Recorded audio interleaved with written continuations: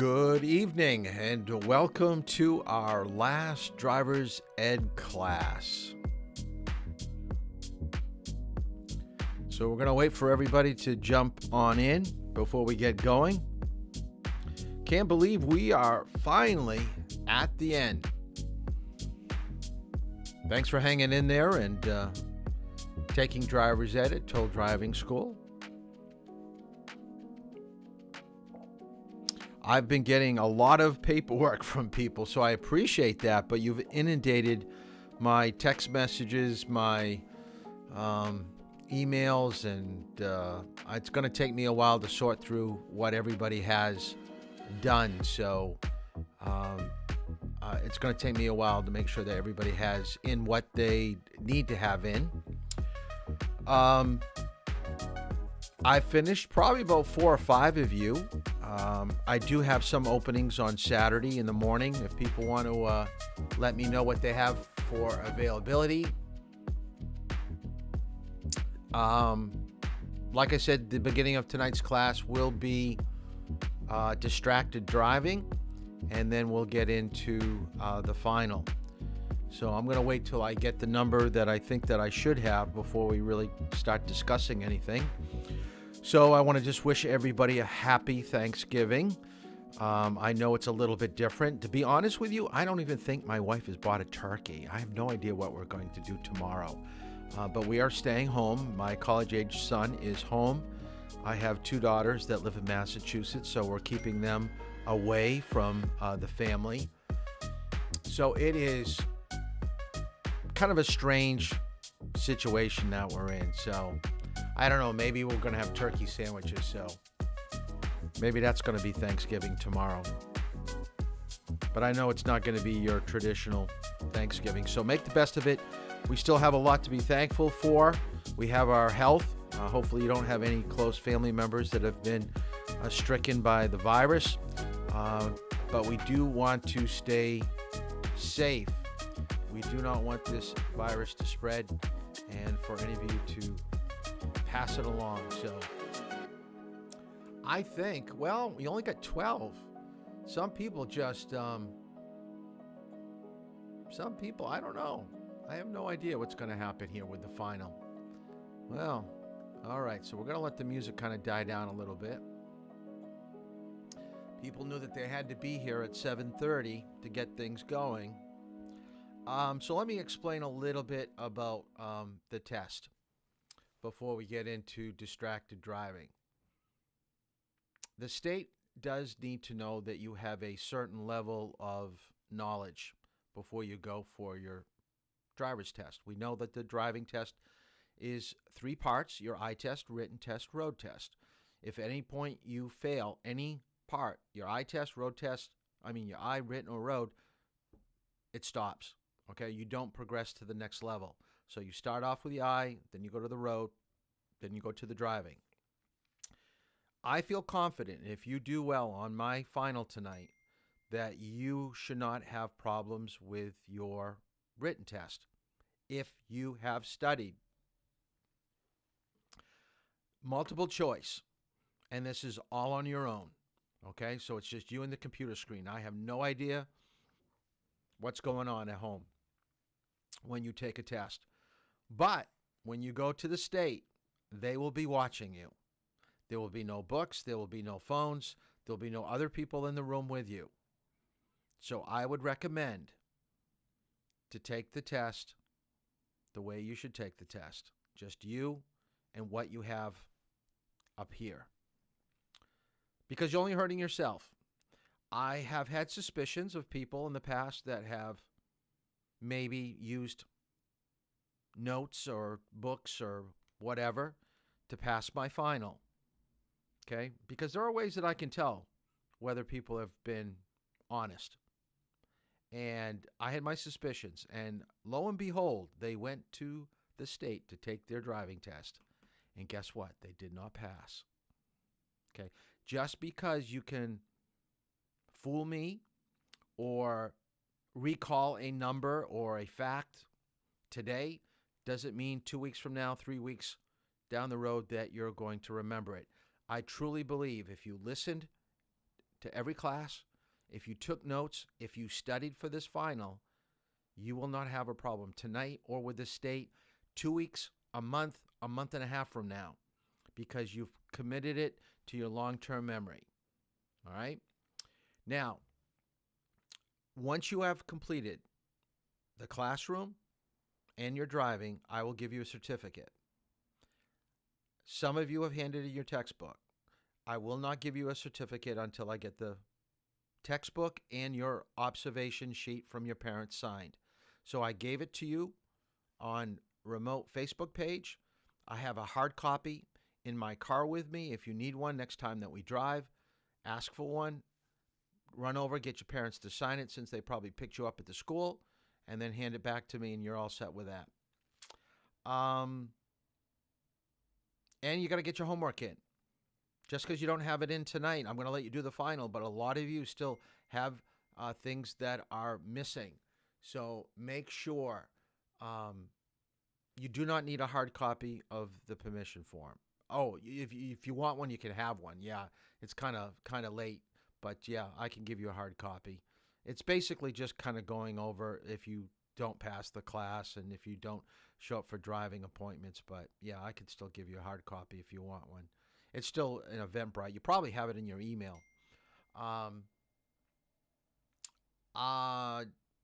Like I said, I can drive Saturday, Monday, Tuesday. I'm pretty open next week that we can set up some driving because I don't start my next class next week. I'm going to take a week off just because I'm trying to get a few more people hopefully enrolled because the number's down a little bit. The driving, the state did not send me my certificates, so I have 10 left. I thought I was going to get them this week, so I'd be all set with you guys. I know there's at least 5 or 6 of you that won't be done on Monday or Tuesday, so I'll recheck on Monday to see if they've come in. But I went today and they didn't have any certificates. So hopefully, when everybody gets done next week, I'll have certificates for everybody. If not, I've just got to wait until they send them to me because you need a green certificate from me indicating that you passed the class, and I've got to make sure that I fill it out correctly. So if I filled it out incorrectly, then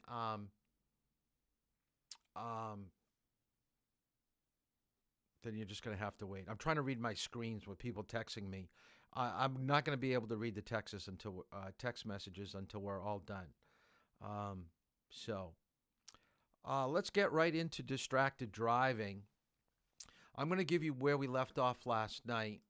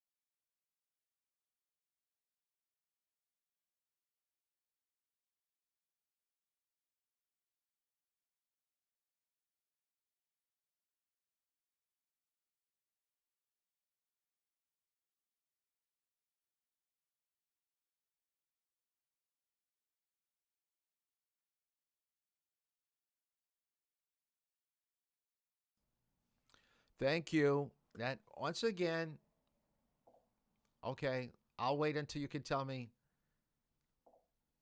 All right, it's the same issue as last night. Exactly the same issue as last night. Okay, I'll wait till someone tells me that they can hear me. Maybe I'm just messing with you tonight. Could you think of that? Is Mr. Toll really messing with us tonight? Is he just doing this on purpose? No, I didn't do it on purpose. Whenever I switch, I don't know why this program that I have, when I switch from one slide from the video to my PowerPoint, it cuts off my mic. Maybe this weekend when I've got a little bit of time, I'm going to do some research and find out, is there some button that I can just keep on all the time so it doesn't happen. All right, so I'm going to take it from the top. You better stay. I'm going to see how many people are watching. We got 13 people watching right now. I am going to give you the password. It's not a normal password, so the password will be given at the end of tonight's video, or class. So make sure that you stay the whole time. Don't cut out. We got 14 people now, so at least I think I got most of the class. So back from the top, what I was saying when you couldn't hear me is distracted driving is the fastest growing crash category that we have. It's by far the biggest problem that we have out on the road. We are so glued to our infotainment centers in our car. We're so into our phone. We feel like we've got to be connected. We're trying to multitask all the time. That driving is getting worse. It's not getting better. And distracted driving can be cell phone use, texting, watching someone change a tire, maybe someone that's been involved in a crash, so you're not looking at the road, you're looking at what happened. All that's taking your focus away from what you should be doing and keeping your car on the road at a good, safe speed, knowing what's around you at all times. Now, what the bullet here that says crashes happen between 30-35 is telling me is we do it in probably places that we're familiar, like close to home, close to school. Those speeds are 30-35. We know where the next stop sign is. We know where the next traffic light is. So we're timing when we take our focus away from driving. When we get into areas where it's 40, 45, 50, where your car can drift out of the lane a little bit quicker at higher speeds, we feel it's probably maybe a little unsafe and we better put the phone away, or we better not do some of these distracted activities. But when we're in the city, in a familiar area, we're probably doing something we shouldn't do. Being in a college town, we see it a lot.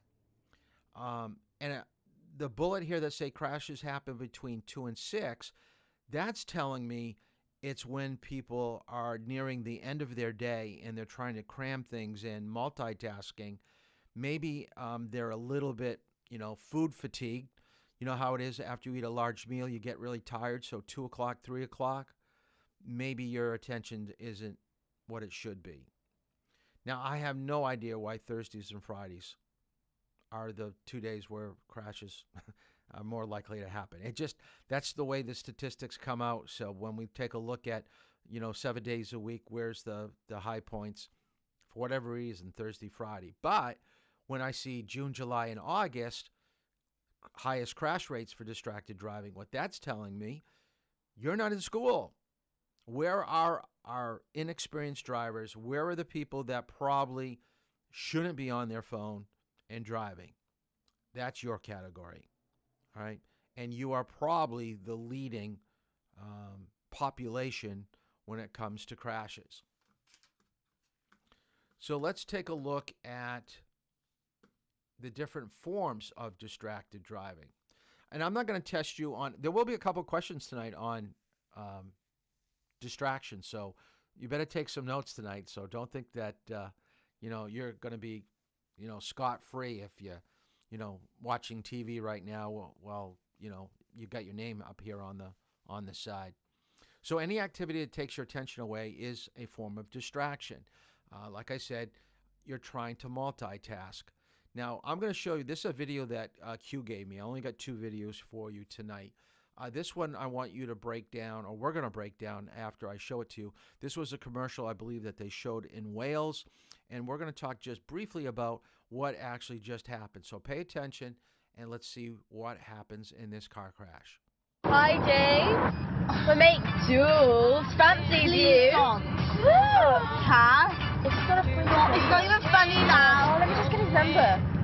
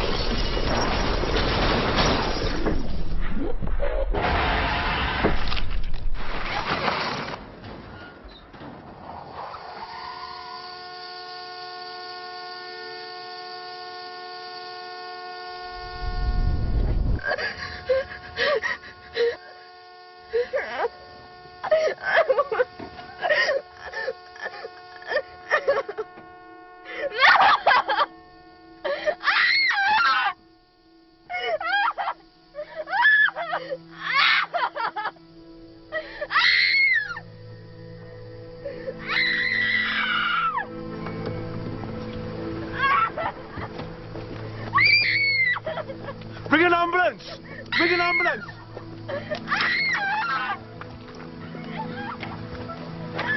Stay still! I can't open the door. I've rung an ambulance.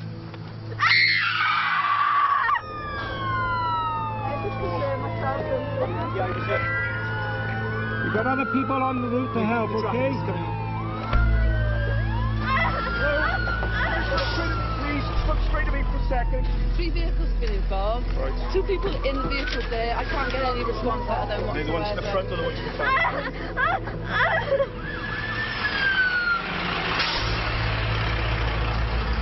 Mommy, Daddy, wake up! Mommy, Daddy, wake up! I just can't get any response whatsoever. I want Mommy and Daddy to wake up.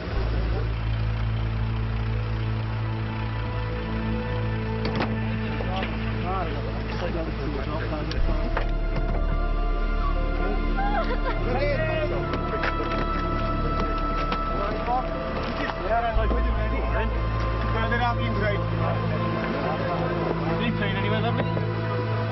Yeah, is there? Any pain in your neck at all? Be nice and still for me. Alright, keep looking at me. Alright. Cassie? Cassie, can you hear me? What's your friend's name in the back? What's it? Jules, is it? No, she's still there for me. She's good.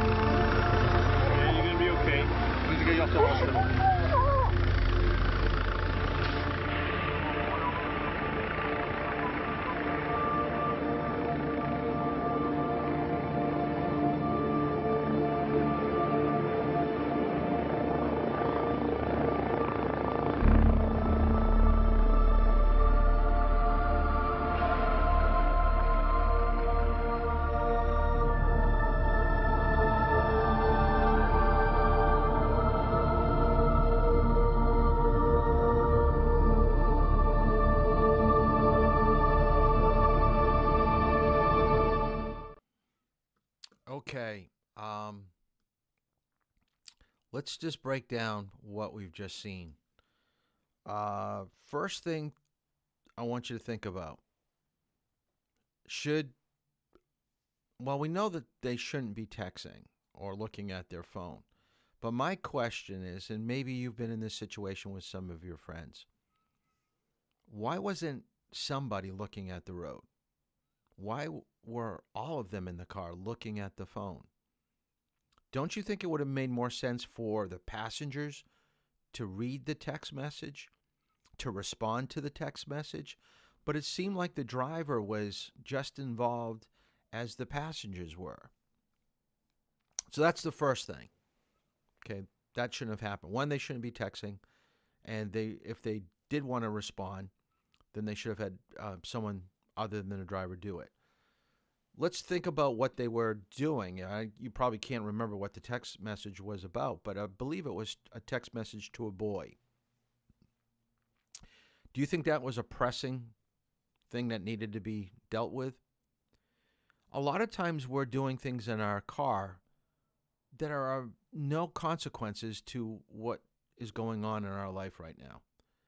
Who could care less about, are you planning to go to the movies next Friday?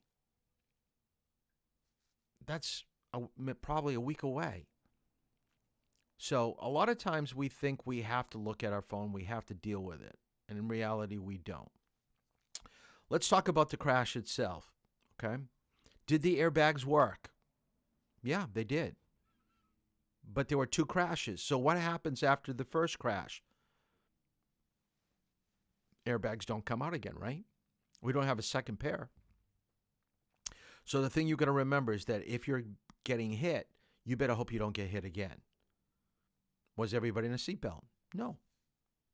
Okay, got to have everybody in the seatbelt. Everybody's going to be sitting in their seat.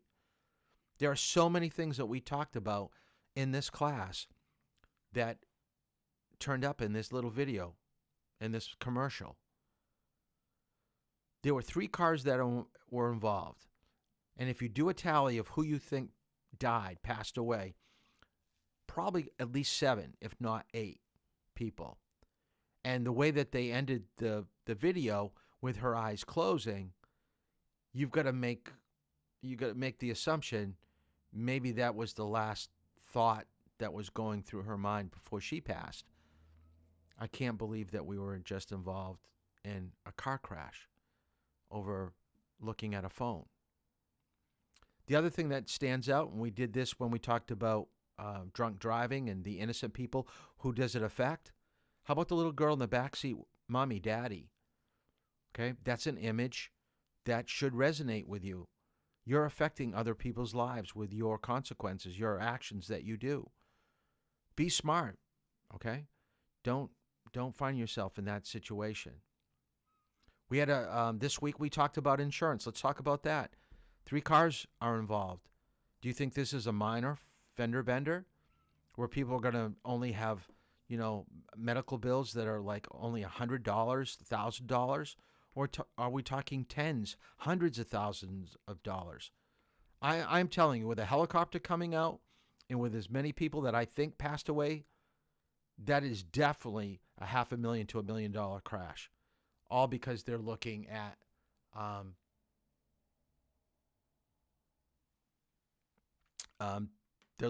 their phone. All right.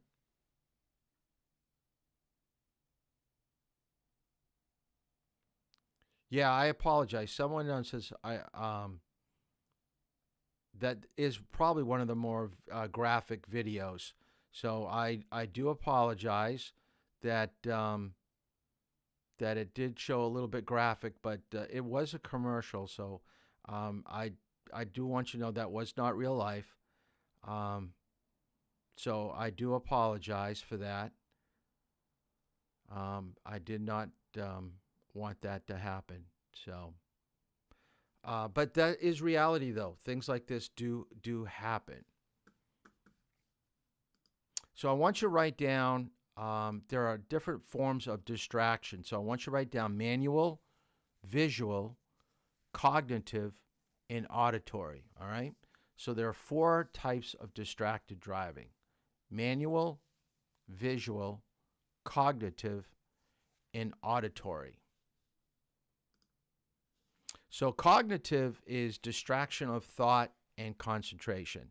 So that would be somebody asking you a question and you trying to respond to it. This is why, even though Bluetooth is allowed, so you can talk on your phone through Bluetooth, but if you're concentrating on how you're responding to whoever is talking to you, it's just as dangerous as holding the phone up to your head.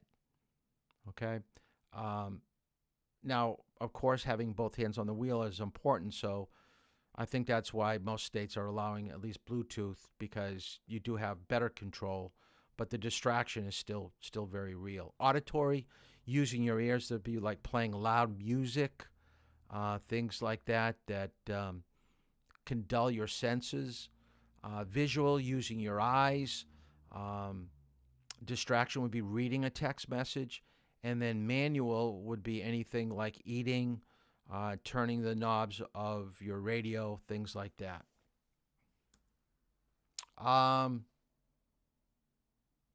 From top to bottom, the leading cause of distracted driving would be texting on the phone, then talking, then changing or playing music, then eating, then grooming, and lastly, even talking to passengers in your vehicle could have a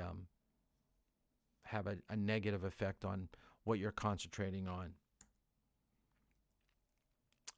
This is an old graph, but I just want you to know that all states now, so when you get your license and you start driving from state to state, I want you to realize that every state does have some form of texting law.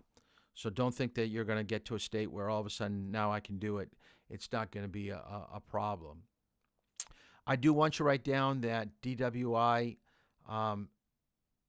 people that are under the influence of drinking and driving exhibit the same type of behavior as someone that's distracted.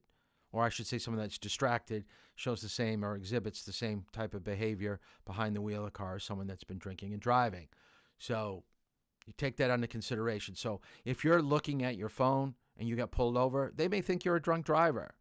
Okay, have you been drinking tonight? No, officer, I haven't. Well, they may ask you next, have you been on your phone? Well, I was looking down at it. Well, that's why you were drifting to the right. That's why your speed was so, slow and erratic. So just be aware of that.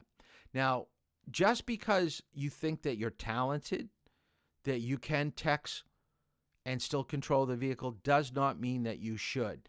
I found this clip, and I believe it's someplace in Asia, of someone texting on a motorcycle. Watch this clip.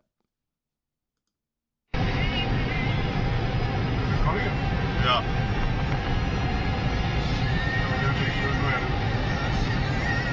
Unbelievable, man.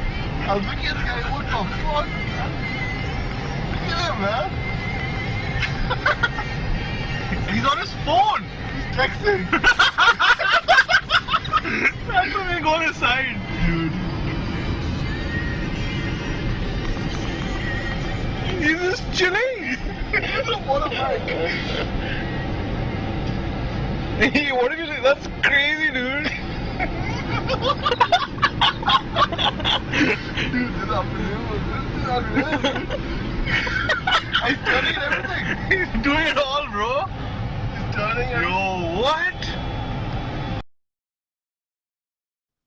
So you could see that he was quite talented. He was able to control his bike. But what would happen if someone, even in this picture right here, we can see that someone is nudging into his lane. He's not going to be able to control the bike. If he hit a crack or a pothole or something like that, he loses his balance. Now he's involved in a crash because he couldn't control his bike. Not a smart move. But this is really the mentality of a lot of people. Don't tell me what to do. I can do what I want to do. I'm good at what I'm doing. That's what we're facing. This is what we're up against. So what are the facts? Number one killer of teens is distracted driving. This I do want you to write down. Hint, hint, 5 seconds. Most people, once they've gotten their license and they get comfortable with driving, they feel somewhat comfortable looking away from the road close to 5 seconds. That's kind of scary. You could go about, here it says, about the length of a football field, okay, in about 5 seconds at 55 miles per hour. But that's what people are doing because they look straight ahead, then they're looking down for a few seconds, then looking back up, and they're looking back down. And they're taking a mental picture of what is up ahead, and they think, oh, I don't need to do anything, so I'll look down for a while, then I'll look back up again. They may be relying on the rumble strips to alert them when they're leaving their lane. They're probably doing it when there aren't many cars in front of them or beside them or even close behind them. And this is another scary fact that 34% of teens who drive while distracted say they're used to multitasking. So they're building that mentality that I've done it once or twice, nothing bad happened, so I'm going to continue to do it. 6 out of 10 teen crashes involve driver distraction. These are the rough breakdowns of some of the high percentages of what was happening inside the vehicle. And it's a very hard crash to investigate. When the police come, usually it's someone slipping when they talk to the police about what was happening. They're so traumatized that they're not thinking about what they're saying, and the officer puts it in his notes. But it's really kind of quite hard to prove what people are doing in a car. I'm not going to test you on the final on numbers like this, but I do want you to know that there are a lot of people that are dying or being injured in car crashes because of distracted driving. And this is why I couldn't just, go over this or not go over this before having the final, because it's such an important issue. And I probably should have tried to put it in a little bit earlier than tonight, but I did want to cover it briefly. Look at the graph, and I want to see it. And I want you to put up on the YouTube comments if you could. Why do you think there was such an increase in 2015 and 2016, and then all of a sudden in 2017, it almost like dropped in half? Okay, why do you think that happened? And then there was a small uptick in 2018. So let's see if you can figure out, why did it increase? Look at from 2014 to 2015. It's huge. Okay, let's see if you can put in the comments.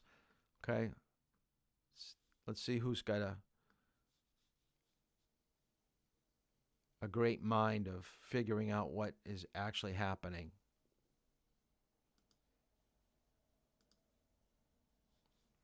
What happens with distracted driving?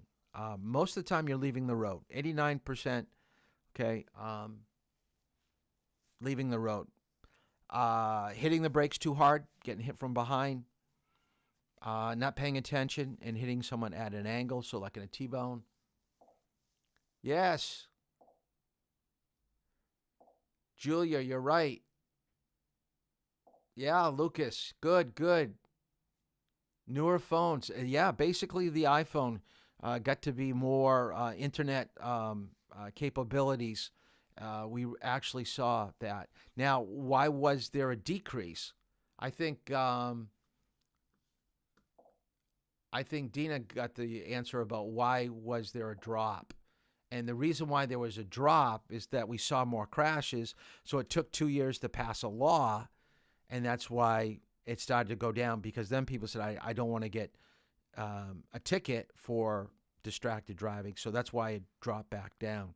So you can see it's kind of a cat and mouse type of thing. When things get out of hand, we've got to implement some type of degree of safety measures out on the road through public service announcements or violation tickets in order for people to change their behavior. So I'm not going to show that video, okay? I had one more video that I was going to show you, but anytime that you're talking about car crashes, and it's hard not, I guess you could take out the blood and gore, but if you read the paper, a death is a death, and I don't want to minimize it at all, but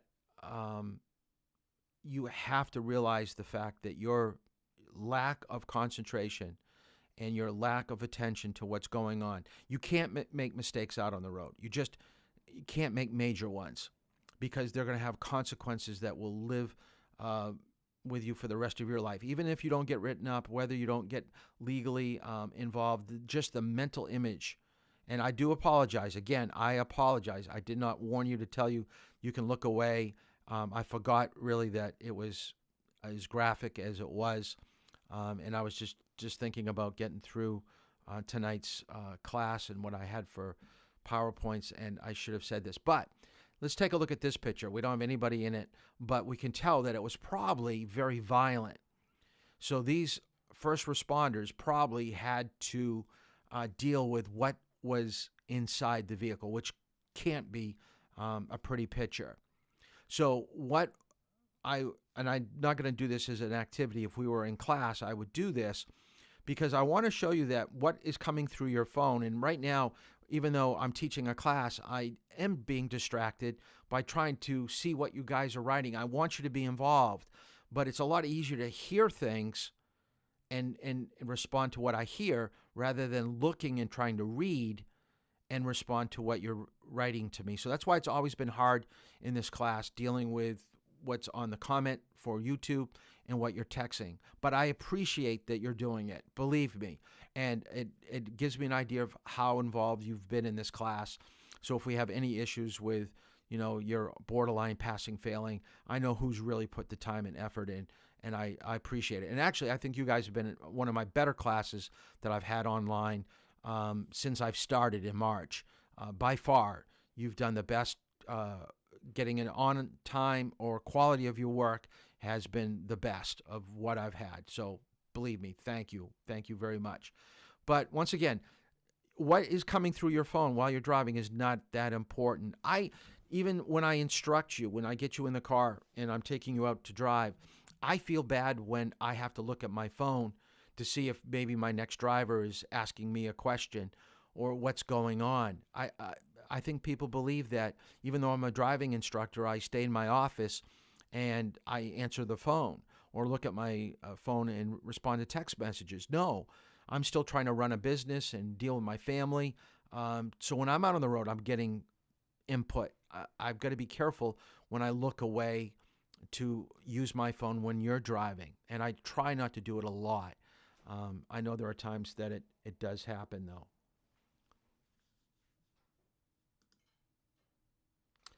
Here's a situation that I thought was pretty sad.